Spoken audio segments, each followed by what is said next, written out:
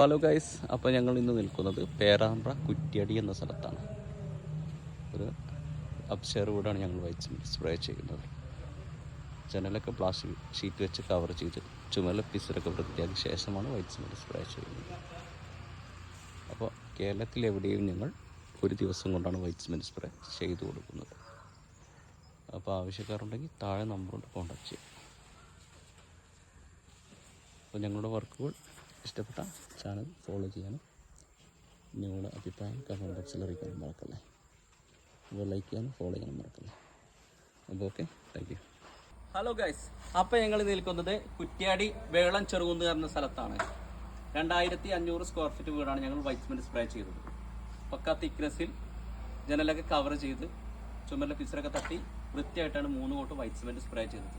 അപ്പോൾ white cement സ്പ്രേയെ കുറിച്ച് നമ്മൾ ഹൗസ് ഓണറോട് ചോദിക്കുക എന്താണ് അഭിപ്രായം എന്ന്. അടിപൊളിയാണ്. നിങ്ങൾ കോൺടാക്ട് ചെയ്യുക. നമ്പർ 1 ആയിട്ട് വർക്ക് ചെയ്തു തരും. മിയാമിയ. അപ്പോൾ പക്ക തിക്നെസ്സിൽ 3 കോട്ട് വൈറ്റ് സിമെൻറ്റ് സ്പ്രേ ചെയ്ത വീടാണ്.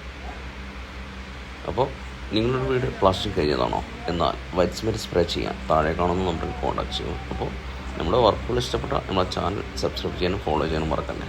അപ്പോൾ പുതിയ വീഡിയോസ് കാണാം. ഈ ചാനൽ ഇന്ന് തന്നെ സബ്സ്ക്രൈബ് ചെയ്യും. Thank you.